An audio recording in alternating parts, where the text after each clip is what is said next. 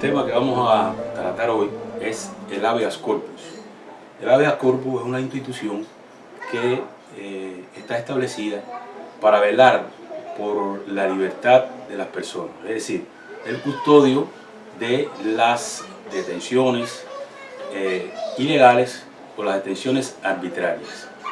Hemos dividido este tema en 7 aspectos esenciales, que son los siguientes: el significado etimológico del término habeas corpus, los orígenes del procedimiento de habeas corpus en sentido general, la introducción de este tema en Cuba, el habeas corpus en la legislación cubana como está, cómo llegó, y el habeas corpus en el sistema de justicia vigente, es decir, de cómo está regulado actualmente el habeas corpus en la legislación cubana actual. El punto siguiente es las resoluciones o algunas decisiones de los tribunales respecto al habeas corpus, y finalmente algunas consideraciones o a modo de conclusión de cómo debía establecerse dentro de los ordenamientos modernos de Cuba el habeas corpus. El significado etimológico del habeas corpus. El significado etimológico es sencillamente la acción de traer el cuerpo, es decir, llevar el cuerpo al juez, al árbitro judicial, que tiene que decidir traerme al cuerpo, poner el cuerpo a decisión de la autoridad judicial. Es la forma en que aparece en los ordenamientos en Cuba y en el mundo. Es una acción judicial de amparo a la libertad individual, a la libertad de las personas. Los orígenes del procedimiento de habeas corpus.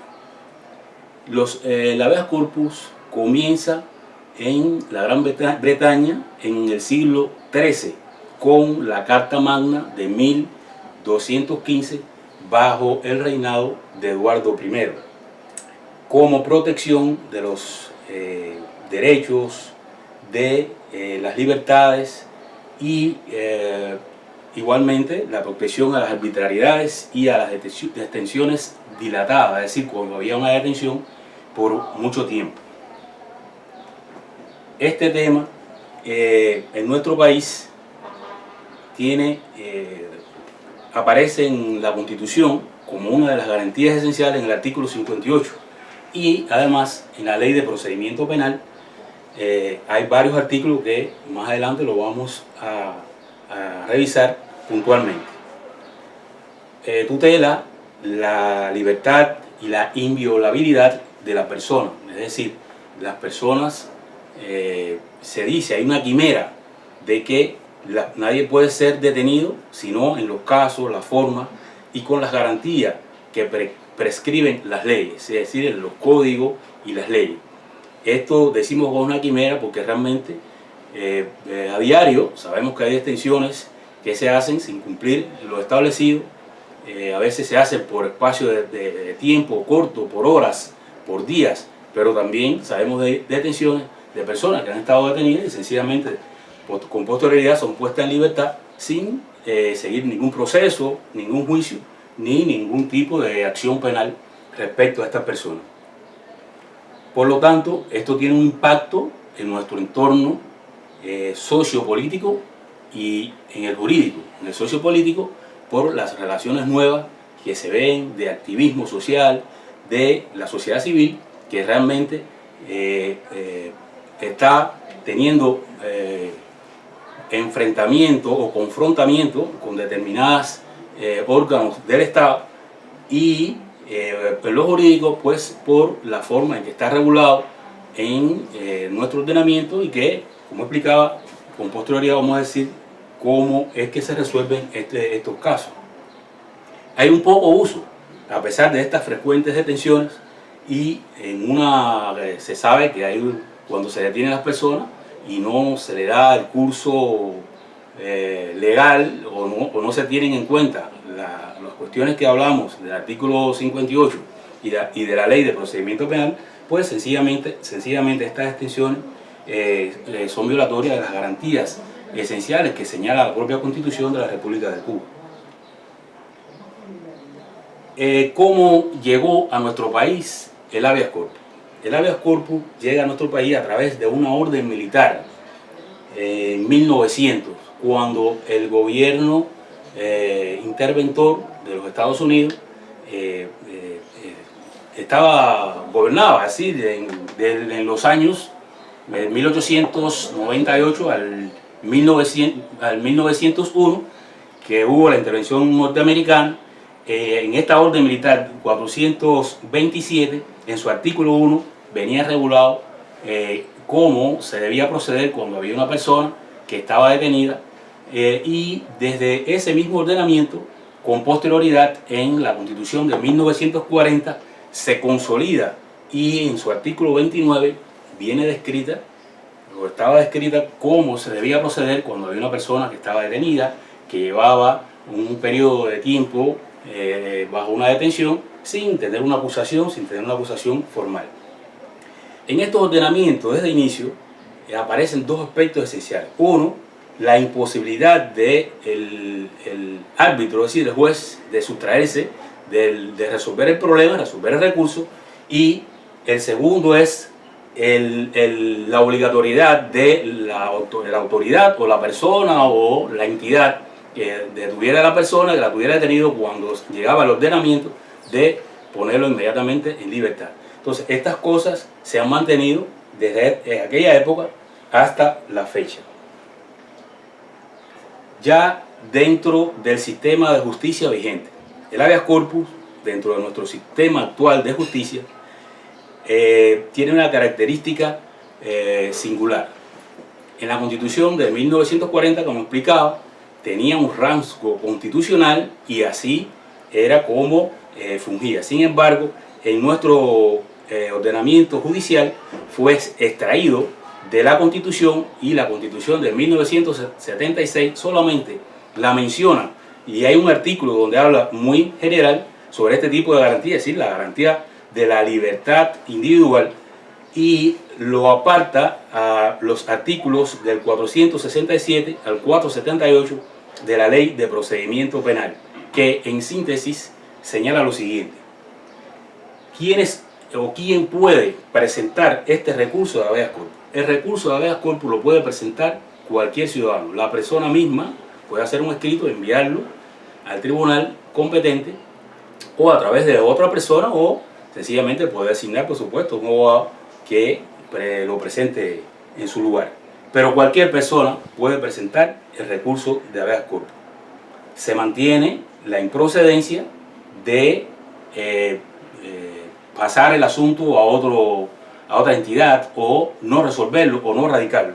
Es decir, los tribunales que reciban una solicitud de habeas corpus tienen la obligación de sustanciar el proceso y tomar una decisión al respecto. La competencia. La competencia, para conocer, es importante que se sepa que hay, es decir, dos tribunales o dos esferas de tribunales que pueden resolver el habeas corpus. Uno es el tribunal provincial, es decir, los tribunales provinciales que existen en cada provincia, por supuesto, y el Tribunal Supremo Popular. La competencia del tribunal provincial está referido a los casos en los que el detenido, la acción de detención haya sido emitida por un instructor, por un fiscal, por un tribunal municipal, por un fiscal municipal, es decir, siempre en la base, en la base municipal. Y los casos en el cual la detención haya sido dictada por un tribunal provincial, pues bueno, entonces este es el caso en que va únicamente al Tribunal Supremo directamente. En este caso es improcedente dictar sentencia. Es decir, las resoluciones que dictan los tribunales son providencia, auto y sentencia. No tiene el tribunal que dictar una sentencia. Y una providencia sería de mero trámite, una resolución muy sencilla, y debe dictar un auto, que es una resolución fundada donde explica determinados aspectos para decidir el proceso a favor o en contra de la persona que está detenida. Los particulares que debe llevar el escrito. El escrito, número uno, debe decir, por supuesto, el nombre de la persona que está detenida. Segundo, es obligatorio decir el lugar, por supuesto, donde está, para saber la competencia y además para proceder a pedir a la autoridad que tiene la persona detenida que lo ponga en su conocimiento. Y un tercer aspecto esencial es un resumen de las características o la forma o los hechos que se puedan conocer respecto a esta detención. Estos son elementos esenciales que no pueden faltar. Hay otros más, pero son muy sencillos. Se hace una vista.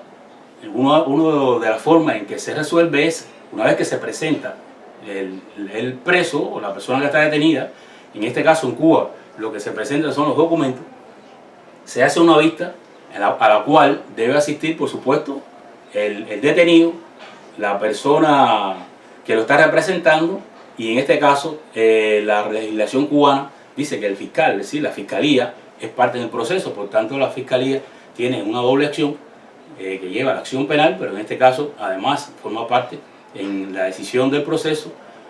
Su parecer, es decir, lo que la fiscalía determine, no obliga al tribunal a tomar la decisión final, pero de todas maneras el tribunal está obligado a escuchar lo que plantea el fiscal. Y finalmente la resolución que se dicte, esta resolución es inapelable. Es decir, cuando se dicta una resolución resolviendo un proceso de habeas corpus, que puede ser con lugar, no puede ser sin lugar, si es con lugar, por supuesto, resuelve la situación a favor de la persona que está detenida, y la fiscalía en otros casos pudiera presentar algún recurso, pero en este no. Y en el caso contrario, si el tribunal lo declara sin lugar, bueno, la persona debe continuar detenida y sencillamente tiene un efecto de cosa juzgada y sencillamente no se puede hacer ningún otro tipo de acción judicial como recurso. En Cuba, generalmente, la mayoría de los procesos que se presentan de habeas corpus con relación a detenidos son declarados sin lugar, la mayoría. Pero bueno, hay algunas excepciones y nosotros estuvimos revisando algunos autos de los tribunales y bueno, traemos dos casos en los cuales se ha declarado con lugar y dos casos en los que el tribunal sencillamente lo ha declarado sin lugar, a modo de ejemplo. El primero, con lugar, es que se pretende incoar o iniciar un expediente por índice de peligrosidad. Y es importante que se sepa que cuando generalmente, así ya lo dice la doctrina, que no se haga, bueno, cuando se va a presentar a una persona por un índice de peligrosidad, esta persona sencillamente no ha cometido un delito, se encuentra en un estado peligroso o presuntamente va a estar en un estado peligroso y el tribunal lo va a juzgar para tomar una decisión de declararlo no en estado peligroso, pero no ha cometido ningún delito. Por tanto, hay sentencias, autos, mejor dicho, no sentencias, autos de los tribunales en sentido general en que han declarado con lugar y la persona se ha puesto en libertad y sencillamente ha recibido al juicio o a la vista que se hace en libertad. El otro caso muy importante son personas que han sido sancionadas a penas alternativas de la privación de libertad, es decir, las subsidiarias. Las sanciones subsidiarias de la privación de libertad son, por ejemplo, el trabajo correccional con internamiento, trabajo correccional sin internamiento, la limitación de libertad y otras penas que son subsidiarias de la privación de libertad. Pero en muchos casos la persona se encontraba en prisión provisional y el tribunal no lo pone inmediatamente en libertad. Se ha puesto el procedimiento de habeas corpus y la persona han sido liberadas. Y los otros dos aspectos que traemos como ejemplo, que son con mucha frecuencia, se dan con mucha frecuencia, son los que el tribunal ha dicho que no es competente para conocer el asunto cuando, por un problema de jurisdicción, cuando si el asunto se presentó en el Tribunal Supremo, en definitiva es un sistema de tribunal y el tribunal debió haber enviado ese asunto al tribunal provincial correspondiente para que resuelva la situación, pero se ha declarado sin lugar. Y en la mayoría de los casos se razona de que en su momento se ha dictado un auto de prisión provisional respecto a la persona. Y en efecto hay dos supuestos en los cuales es imposible proceder en el habeas corpus. El habeas corpus, uno, es cuando hay una sentencia dictada por un tribunal, y segundo, cuando hay un auto de prisión provisional. Si se ha decretado la prisión provisional, pues no se puede poner en libertad a la persona. Y a modo ya de conclusiones, nosotros en general proponemos que para que el habeas corpus tenga en Cuba una base sólida, legal, y pueda surtir los efectos que surten en el mundo entero, sencillamente debe existir, por lo menos en Cuba, una sala de garantías constitucionales o un tribunal constitucional en los cuales estas resoluciones, que a veces son infundadas o no tienen el peso o la corrección, puedan ser presentadas ante este tribunal superior y bueno, decidir sobre la legalidad o no de esa resolución. Otro aspecto es la necesidad de la existencia también en la Constitución de la República, es decir, elevar a rango constitucional el habeas corpus, como es en los ordenamientos de la mayoría de los países del mundo. El habeas corpus constituye el cuerpo de las constituciones. Y en la Declaración Universal de los Derechos Humanos, con relación a las reglas mínimas, es decir, cuando se habla de las reglas mínimas, también hay un aspecto que toma en cuenta como una garantía también en los estados de la inclusión del habeas corpus como una institución que forme parte de los principales ordenamientos del sistema de justicia del país. Estos son los aspectos que queríamos tocar porque creemos que son de mucha importancia, sobre todo a partir de situaciones concretas de detenciones que se están dando dentro del país y para lo futuro. Pues se ha dicho, y ya con más fuerza, que la Constitución de la República de Cuba, que consta la actual desde el año 1976, va a ser modificada, y modestamente creemos que este aspecto del habeas corpus debe ser incorporado a la Constitución de la República de Cuba.